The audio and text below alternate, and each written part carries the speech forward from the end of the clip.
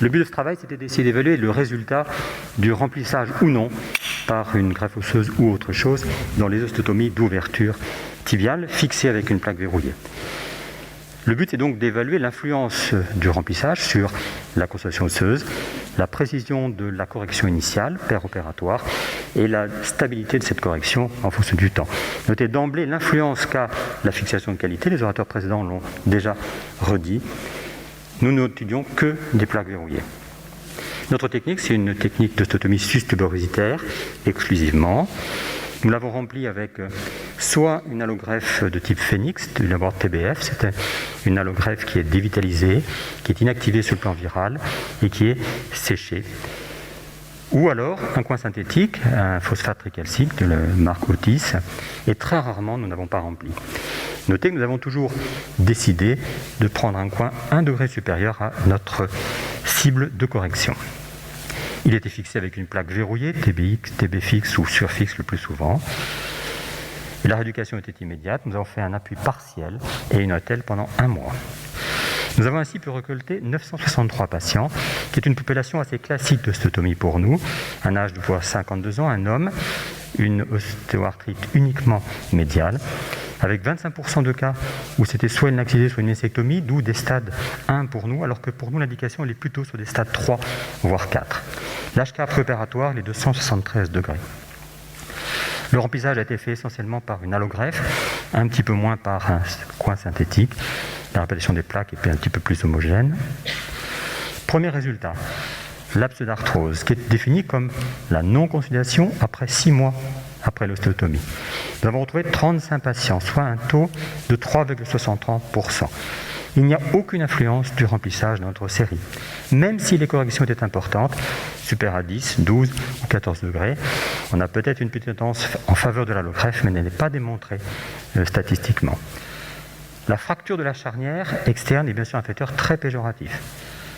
Par contre, une technique moins invasive, l'utilisation de scies lentes, une préservation très importante du périos, du ligament, nous ont permis depuis 2011 de diminuer un peu ce taux de arthrose à 2,2%. L'échec, constitué par la mise en place d'une prothèse de genou, a été retrouvé dans 85 cas, soit 8,8% en moyenne 5 ans après la prothèse, après l'ostéotomie. Il n'y a aucune influence du remplissage par rapport à cet échec. Un peu plus d'infection quand on utilise un coin synthétique qu'une allogreffe. Et qu'en est-il de la précision initiale de la correction lors de notre technique opératoire et de la stabilité dans le temps de cette correction? L'angle initial, nous avons pour ça repris une population ciblée de 60 patients dans notre population initiale qui avait un bilan radiographique complet au moment du recul le plus long. Ils ont tous été greffés avec une allogreffe. La population est identique à la population générale.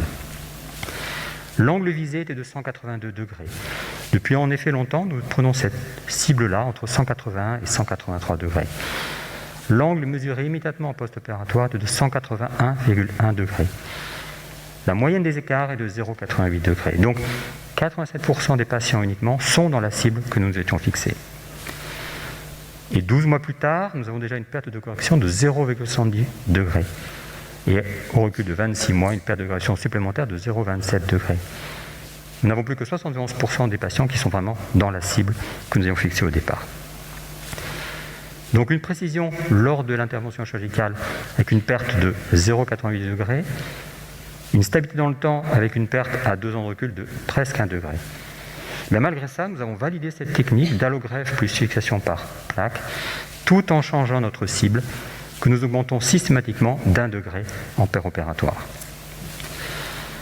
Alors nos résultats sont conformes à ceux de la littérature qui dit que le maintien de la correction n'a rien à voir avec la greffe, mais uniquement avec le type de fixation, qu'il n'y a aucune différence sur les complications, le nombre de révisions, les résultats cliniques, selon le type de remplissage, qu'on a validé l'association d'allogreffe et d'une plaque verrouillée, et le symposium de la SFA de 2019 avait montré un taux de 3,7% de arthrose tout à fait voisin d'une autre, et aucune différence selon le type de remplissage.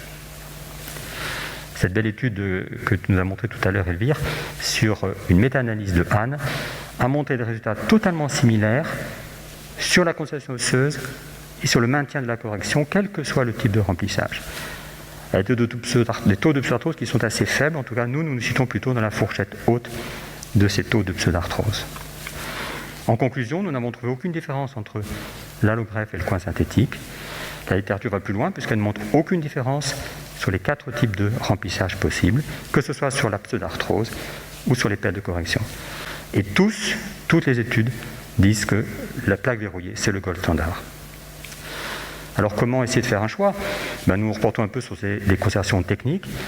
La qualité de la résistance à la compression initiale nous intéresse parce que lorsqu'on met la coin d'ouverture, on est content que ça tienne tout seul avant de mettre la plaque. La qualité des résultats sur les hautes corrections, la qualité de l'incorporation osseuse, le risque d'infection, la morbidité, la qualité un peu esthétique peut-être des radios avec, comme vous les voyez, les différences entre les deux font qu'aujourd'hui, je choisis plutôt une allogreffe, mais sans exclure du tout les autres types de remplissage qui ont toutes leurs valeurs. Je vous remercie pour votre attention.